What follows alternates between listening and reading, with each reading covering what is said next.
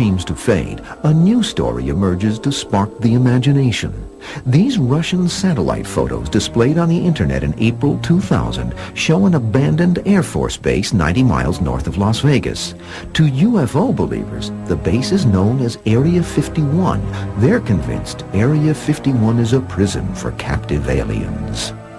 Area 51 is surrounded by an air of mystery. People have taken to standing on nearby mountain ridges using telephoto lenses and trying to pierce the veil of secrecy, you might say.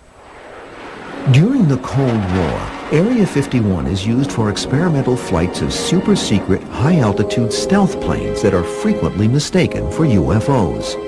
These sightings by ordinary citizens provide the CIA and the Air Force with a convenient cover for their clandestine operations. So the government insisted that there was nothing happening at Area 51, and everybody knew something was going on. Of course, it had nothing to do with UFOs, but it was a cover-up. The deception gives rise to rumors about downed UFOs and little green men held behind Area 51's mountain wall. People who work there are sworn to maximum secrecy. They won't even tell you much about how they get there and how they get back from it, except they ride a bus. And stories are that the buses themselves have blanked out windows. The Air Force says there's no mystery attached to Area 51. They insist the base is no longer in use and point to the recent Russian satellite photos as proof.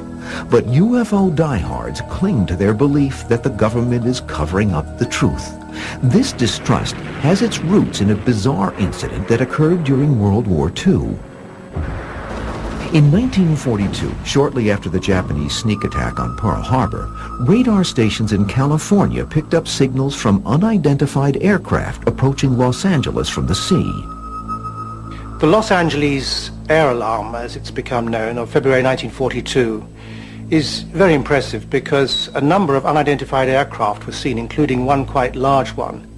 The city is blacked out. Searchlights scan the skies. Anti-aircraft batteries are manned for action. The Americans considered that they were being invaded by the Japanese because only a night or so before a Japanese submarine had attacked the Los Angeles coastline. Eyewitnesses report that the mysterious air armada is immune to the exploding shells. The aircraft hover over the city for about an hour. Then they slip away as silently as they came. At least 1 million people witnessed these events. 1,430 rounds of ammunition were fired at the objects. Nothing was brought down. In the wake of the action, there are 3 deaths from heart attacks and damage to private property, all from friendly fire. The incident makes the front page of the Los Angeles Times. It's popularly believed that the government and the military suppressed this. Now, in fact, no such thing happened. I mean, the story ran in the papers the following day. An inquiry launched by the Navy Department attributes the action to wartime jitters, claiming the Army fired at an empty sky. The Army, as confirmed in recently declassified documents, disagrees, insisting that something extraordinary happened that night in L.A., something that may never be explained.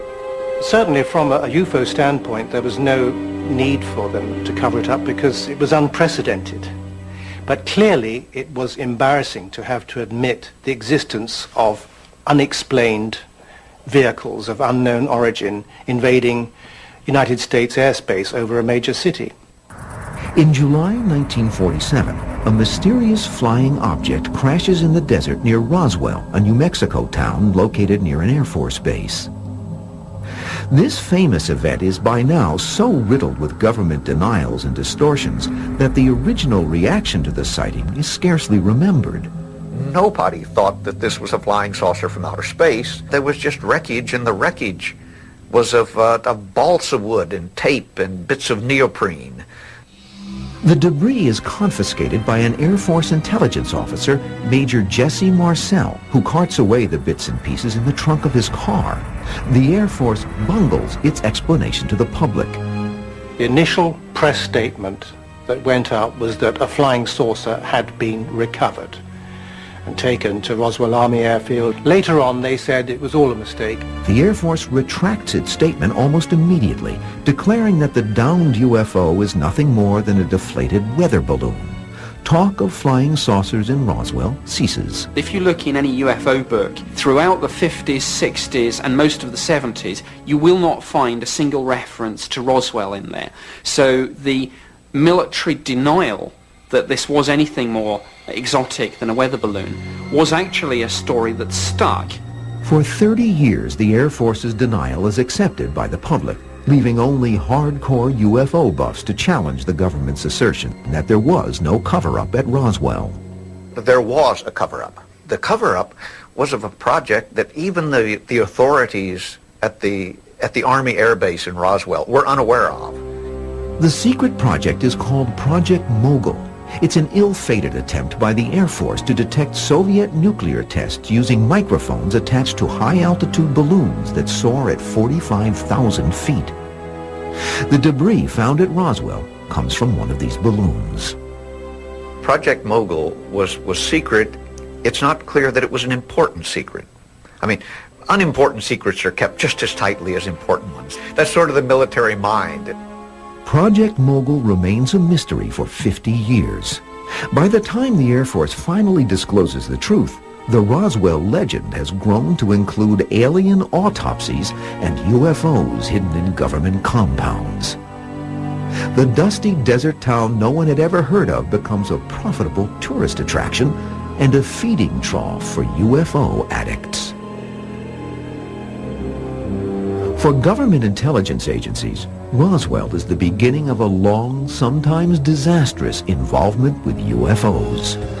When we continue, concerns about UFOs spread into the highest levels of the United States government.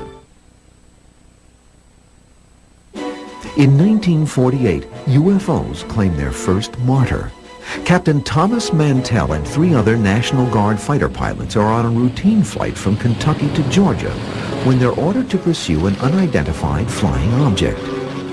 Mantell was flying a P-51 Mustang, and he rapidly climbed to a height of about 22,000 feet, which was really pushing the envelope for that particular aircraft. One of the pilots runs out of fuel and makes a forced landing. The other 2 give up for lack of oxygen. Mantell alone continues the chase. He was probably at that altitude running short of oxygen. Whatever happened, we shall probably never know.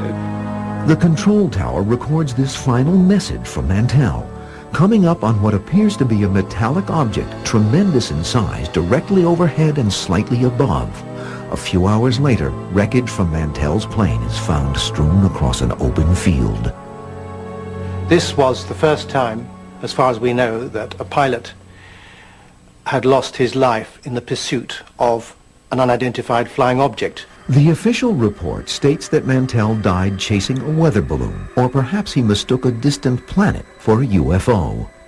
It's hard to believe that an accomplished pilot such as Thomas Mantell would have been fooled by either a balloon or the planet Venus. I simply don't believe it. But most experts believe there's a simpler explanation for Mantell's death. Conspiracy theorists say that Mantell's plane was shot down by a UFO. I think a more likely explanation is that he passed out because of the lack of oxygen at that height. The Mantell incident gains attention in the press, and there's no evidence of any government interference. As the Cold War begins to heat up, UFO sightings take on a more sinister aspect. Fear of a nuclear holocaust translates into fear of the unknown. UFO reports by ordinary Americans increase dramatically. The government feels a sense of urgency to prevent the sightings from spreading into mass hysteria. The CIA and the Air Force were concerned that not only would public opinion be set off kilter by UFO reports, but that the country's early warning systems might be saturated, setting the United States off guard in the event of a Soviet attack. Declassified CIA reports reveal that at the height of the Cold War, the agency took the potential threat of UFOs seriously. Some CIA analysts speculate that a saucer-shaped aircraft being developed by the British and Canadians may cause the rash of sightings. Others believe that the Russians have designed UFO lookalikes that are flying over the United States to strike fear into the population. And you really have to understand that the CIA was very, very concerned about the Soviet Union and their capabilities. Unless you understand that relationship, you cannot understand the UFO phenomena. In October 1955, Richard Russell, the powerful Georgia senator who was chairman of the Senate Armed Services Committee, embarks on a fact-finding tour of the Soviet Union. He hopes to find out if the Russians are invading American airspace. He was taking a trip through Russia, presumably to pick up information on the status of defensive and offensive capabilities of the Soviets. Traveling by train through southern Russia, Russell looks out his compartment window and is confronted by an astonishing sight. He actually saw two circular or disc-shaped aircraft, as he put it, taking off vertically. They rose slowly and then shot off at high speed. Russell races out of his compartment to find his aides. Richard Russell ran in to the room where these men were, told them, look out the window. Sure enough, here's another one of these objects. And then Russell said, we've been told these things don't exist. Now we know that they do. In a report to the CIA, Russell's military advisor and witness to the sighting, Colonel John Hathaway, corroborates the senator's account of the remarkable sighting. The CIA had sort of officially arrived at the conclusion that there was nothing to this problem of flying saucers. So now all of a sudden they're confronted with what they have to consider to be a highly credible report by a credible source. Out of respect for Russell's position in the Senate, both the CIA and the FBI conduct intensive investigations into the cause of the sightings. Now, Senator Russell's report was taken very seriously. They interviewed him extensively. And the determination from that was that what they had really seen were Soviet jet fighters in a very, very steep climb. After testimony is completed, the CIA is anxious to conceal its part in the investigation. Russell's report is buried in the agency's secret files, where it remains classified for 30 years. It's very easy for us to look back on it from the year 2000 and say, well, gee, you should have released that material. And they probably should have. Sightings such as Russell's spur the CIA and the Air Force into stepping up their investigations of civilian sightings in the United States. Publicly, the CIA continues to deny its participation in UFO investigations. The CIA never really joined with the Air Force in investigating UFOs. The Air Force had responsibility for investigating UFOs. Since 1947, the Air Force has monitored and evaluated all UFO activity in the United States. Its investigative arm operates first as Project Sign, then as Project Grudge, and finally in 1952 as Project Blue Book. Project Blue Book was the United States Air Force official study into the UFO phenomenon. Essentially, it ran from 47 through to 69, and it looked at the sightings again to see whether there was anything of any defense significance. Air Force officers attached to Project Blue Book sift through endless reports and interview thousands of eyewitnesses. On January 29, 1952, General John Samford holds a press conference at the Pentagon to explain these sightings. Of this great mass of reports, we have been able adequately to explain the great bulk of them. We've been able to explain them as hoaxes, as erroneously identified friendly aircraft, as meteorological or electronic phenomena, or as light aberrations. Out of more than 12,000 sightings investigated, the Air Force says more than 700 are unexplained. One such unexplained sighting reaches into the White House. Well, there was a sighting in 1952 in Washington, D.C. of UFOs, and in fact they were picked up on National Airport's radar, 3 unidentified flying objects. So the Air Force actually scrambled fighter interceptors to find them. Washington experiences an epidemic of UFO sightings. At least 200 people say they saw UFOs sail over the Capitol Dome, and for 3 days other sightings are reported.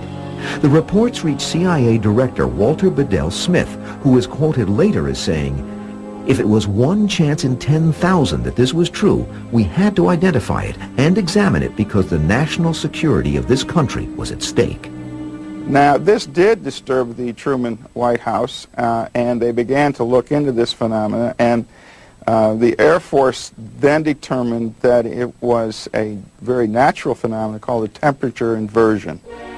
This explanation may have satisfied the White House, but UFO historians believe that President Truman is worried enough to instruct his national security advisors to draft a plan for counteracting an alien invasion.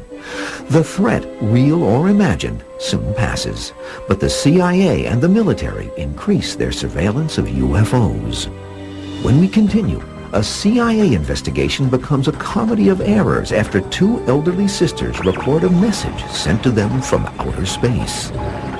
The CIA, they believed that such tapes, however remote the chance, if these tapes were to contain extraterrestrial messages, then a major UFO incident was on their hands.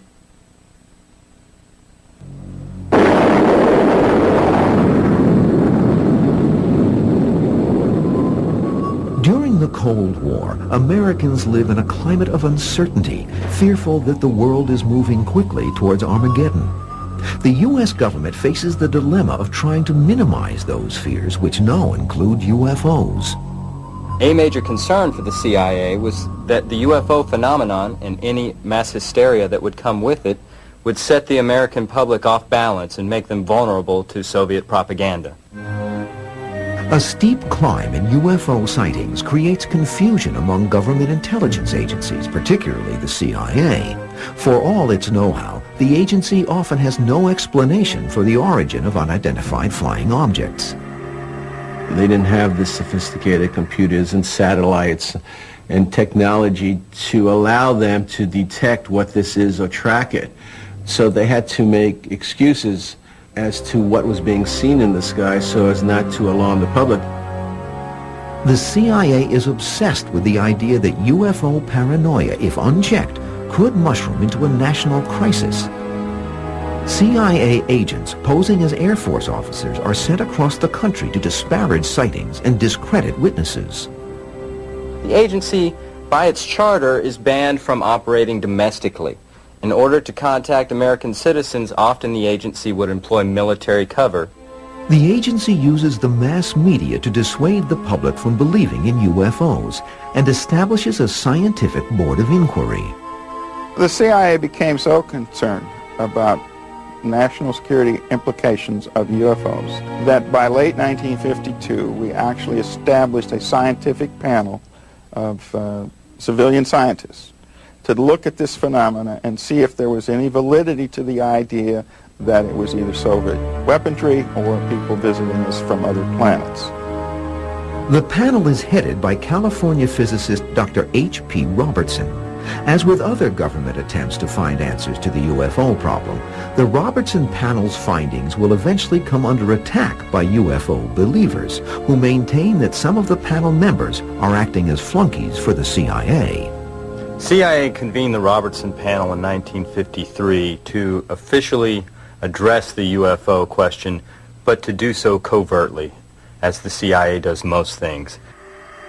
The panel concludes its investigation, leaving questions about the origins of UFOs unanswered. The scientists on the Robertson panel concluded that UFOs, whatever they were probably not of extraterrestrial origin. These scientists suggested that the government engage in a public debunking campaign to minimize hysteria about UFOs.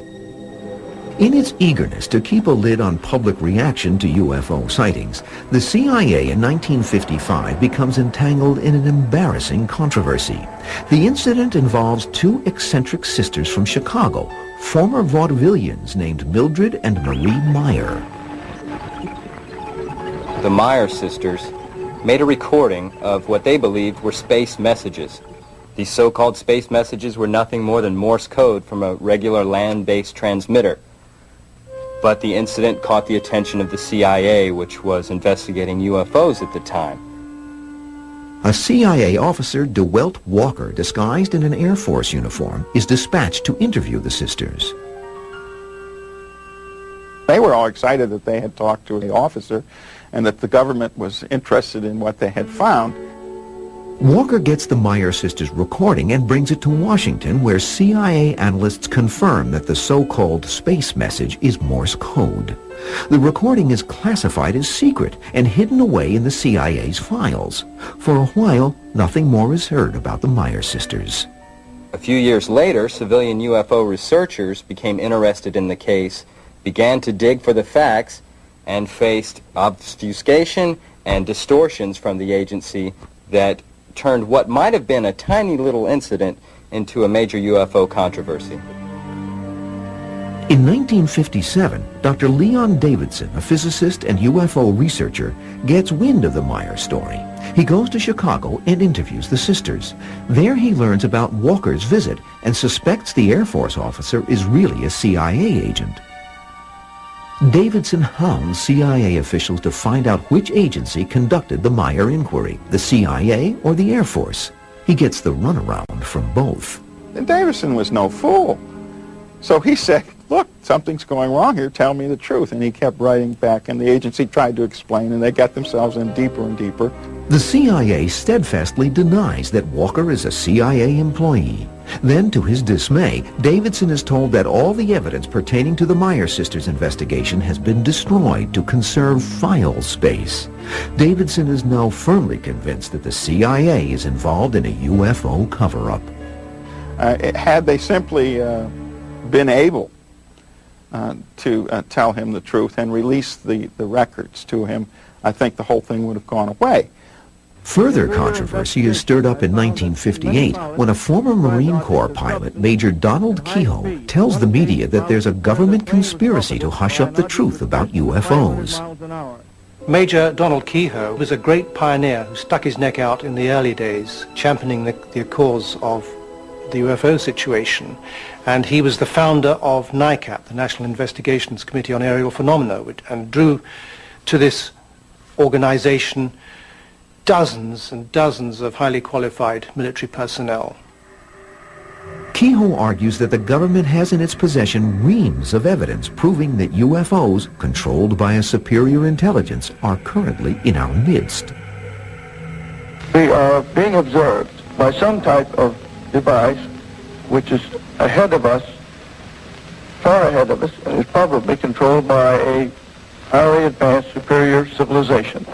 It has reached to the point where many people in the Air Force have the same conclusion. In fact, the Air Force... Kehoe's voice is soon joined by others. Air Force Captain Edward J. Ruppelt, formerly in charge of Project Blue Book, the Air Force's UFO investigative arm, confides in Kehoe that the CIA is behind the Air Force's debunking of UFO sightings. Ruppelt tells Kehoe, "We're ordered to hide sightings whenever possible and ridicule the witness. We even have to discredit our own pilots." An angry denial by Air Force spokesman Colonel Lawrence Tacker is broadcast on national television. Our critics continually charge that the United States Air Force is withholding information from the general public on this subject. This is absolutely untrue. We are not hiding anything. We have nothing to hide. The obsessive secrecy over UFOs produces a controversial document that, when made public in 1987, is condemned as bogus by UFO historians. Called Majestic 12, or MJ-12, the document bears the signatures of the biggest names in national security affairs during the late 40s. One of the beliefs about MJ-12 is that President Truman and his advisors were so concerned about UFOs that they formed this secret group to hide the truth. The document purportedly calls for a total blackout of pertinent evidence pointing to the existence of extraterrestrial beings and spacecraft. It's all too sensational. Real government documents, even when they talk about extraordinary things, are much more serious and sober. The MJ-12 documents read like a pop culture document. The obvious inconsistencies in this document convert even hardened UFO believers into doubting its authenticity. I'm convinced that these are indeed fabrications, quite clever fabrications, and the clincher came when one of the papers in the documents is a memorandum supposedly signed by President Truman, which clearly was lifted from a known-to-be authentic Truman document. Forgery or not, the contents of the disputed document re-emerged during the 1980s when President Ronald Reagan advocates an invisible radioactive shield in outer space to deflect a nuclear attack and, incidentally, protect the human race from an extraterrestrial invasion. At a summit meeting in Geneva, Reagan broaches the subject to his Russian counterpart, Mikhail Gorbachev. Gorbachev said the United States president discussed an extraterrestrial threat, and would our forces collaborate jointly if there was such a threat? Towards the end of a speech to the United Nations General Assembly in 1987, Reagan again brings up the subject of extraterrestrials. The president is reported to have said the following: I occasionally think how quickly our differences worldwide would vanish if we were facing an alien threat from outside this world. And yet I ask, is not an alien force already among us? When we return, an American air base in England is spooked by extraterrestrial visitors. The witnesses were United States Air Force military personnel, so they were trained observers, not prone to making mistakes about things that they see. In September 1964, at Vandenberg Air Force Base in California, Lieutenant Robert Jacobs, a photographic officer, films a routine missile test flight. A few days later, Jacobs screens the footage for his superiors. Clearly visible was a disc-shaped craft which flew around the Atlas missile, which was flying at thousands of miles an hour by this time. Jacobs later describes the astonishing scene. We saw a UFO swim into the picture, distinct and clear. It circled our missile, emitting vivid flashes of light, then vanished. Seconds later, our missile malfunctioned and tumbled out of control in the Pacific Ocean, hundreds of miles short of its target. Jacobs is sworn to secrecy. The film is turned over to two men he is certain are CIA agents. Jacobs remains silent until 1982 when he comes forward to accuse the Air Force and CIA of a cover-up. He decided to come out with the story. People who then investigated his background were told that he'd never been at Vandenberg Air Force Base, he never held the position of officer in charge of filming and so forth. Without his military record and the telltale film, Jacobs is unable to prove that his story is true. Media interest quickly evaporates. By being so secretive about UFOs, not only did the CIA undermine its own credibility with UFO researchers, it gave the public further reason to question the necessity of national security secrecy. Fronting for the CIA, the Air Force in 1966 sets up another scientific panel to investigate the UFO phenomenon. The panel is called the Condon Commission. It's headed up by Dr. Edward Condon, a distinguished physicist at the University of Colorado. The Condon Committee was actually run independently by the University of Colorado, and it was an attempt to look at all the Project Blue Book files to see whether there was a need to continue the research or whether the plug should be pulled. For 2 years, the Condon Commission pursues its goal to determine whether UFOs pose a real threat. The committee's credibility is compromised when two of its members abruptly resign, claiming the commission has already prejudged the non-existence of UFOs. Could the commission's final report be trusted?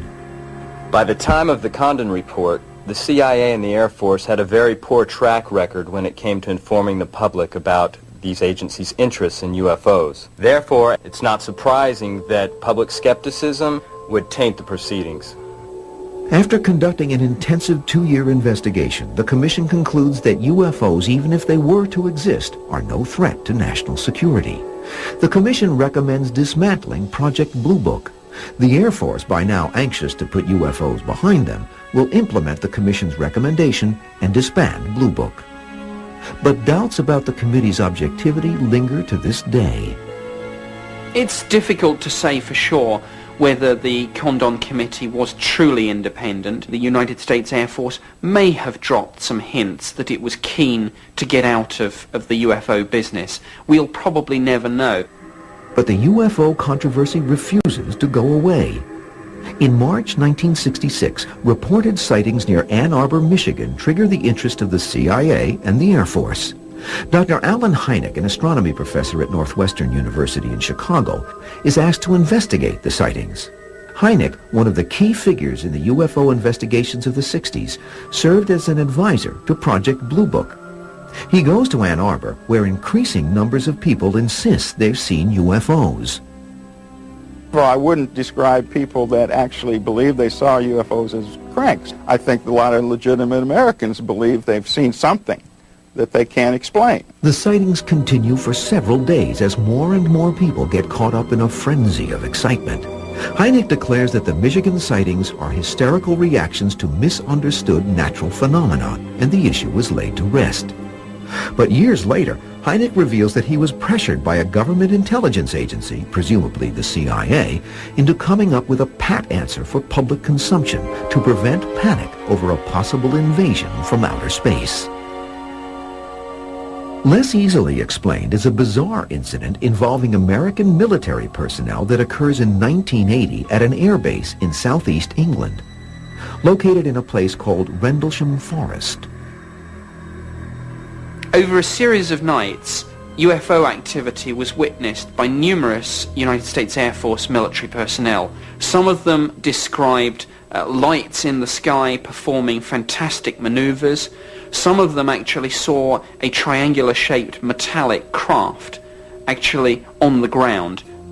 Unidentified flying objects reappear 2 nights later. A team of airmen, led by the base's second-in-command Lieutenant Colonel Charles Halt, goes into the forest to investigate. In front of them loom the flashing lights from the reported spacecraft. Halt is quoted as saying, "Here I am, a senior official who routinely denies this sort of thing and diligently works to debunk them, and I'm in the middle of something I can't explain."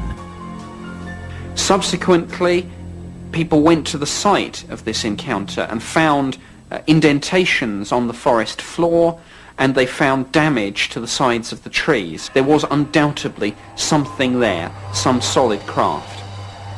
Lieutenant Colonel Halt submits a report to his commanding officer, his account of the sighting backed up by his men. The airbase is suddenly put under a cloud of secrecy. In the aftermath of the Rendlesham Forest incident, the United States Air Force submitted an official report on the incident to the British Ministry of Defence. To me, it is very strange that very little follow-up was done. Halt still hasn't received a straight answer from the Air Force as to what went on in their report and what happened. Rendlesham is still a mystery. When we continue, after 50 years of deliberate deception, the CIA finally lets the public in on one of its most carefully guarded secrets. Over time, the CIA has paid a real price in terms of its public credibility because of deceptions like those that occurred in the UFO story. The most dramatic example of suspected government interference in a UFO sighting happens in Alabama in 1973. Jeff Greenhaw, a rural police chief, responds to a hysterical call from a woman who says she's seen an alien. Greenhaw drives to the remote area and finds his way blocked by a metallic-suited creature standing in the road. He stopped the car, said, "Howdy, stranger." There was no response, so he got his Polaroid camera from out of the glove compartment and took 4 photographs. The creature then began moving away. Greenhaw gets back into his car and tries to follow the creature, who quickly disappears. The next day, Greenhaw tells his story to the media. Story came out. First thing that happened is his mobile home was burnt down, and the original Polaroids, I believe, were damaged. Fortunately, copies had been made by that time. Greenhaw's troubles have only begun. In the following weeks, his car engine explodes, his wife leaves him, and he loses his job. My speculation is that some government agency was involved in trying to destroy the evidence. UFO conspiracists lay the blame for Greenhaw's misfortunes on their favorite culprit, the CIA. Others wonder whether Greenhaw's sighting is merely a hoax gone haywire. I don't think hoaxes go that far. And as to The question has arisen, was he hallucinating? Well, maybe he was, but the camera wasn't. Since the late 40s, UFO buffs have accused the CIA of covering up UFO sightings. Declassified documents released under the Freedom of Information Act in 1977 proved they were right, but for the wrong reasons. The CIA was deliberately telling all sorts of lies to try to cover up their tests of this secret aircraft. The agency admits that in the early 50s, at the height of the Cold War, it purposely misled the public to maintain secrecy about its new spy planes, the U-2 and the SR-71. The agency is asked by the Eisenhower administration to develop a reconnaissance aircraft that can overfly the Soviet Union. And this, of course, is all done in secret with covert funds supplied by the CIA. U-2 test flights are conducted out of an airbase at Groom Lake, Nevada, better known as Area 51. U-2 flights originating from Area 51 account for more than half the sightings reported during the 1950s and 60s. Commercial pilots flying at around 20,000 feet are confused by the strange glistening object soaring high above them at 60,000 feet. The U-2, when they first began testing it, was at that time polished aluminum. And that means that when it's still dark on the Earth, at that very high altitude, it's picking up the rays of the sun, becomes very visible. The U-2 deception continues until 1960, when a Russian missile brings down a U-2 flown by Francis Gary Powers. The United States government tries to cover up and is caught in a red-faced lie when Russian Premier Nikita Khrushchev produces the U-2 wreckage and the pilot. The U-2 program is scrapped, and the SR-71, codenamed Blackbird, takes its place. It could fly at 90,000 feet and faster than a rifle bullet. But the Soviets had the SAM missiles, which could shoot them down. So it never did overfly the Soviet Union. It did, however, contribute to UFO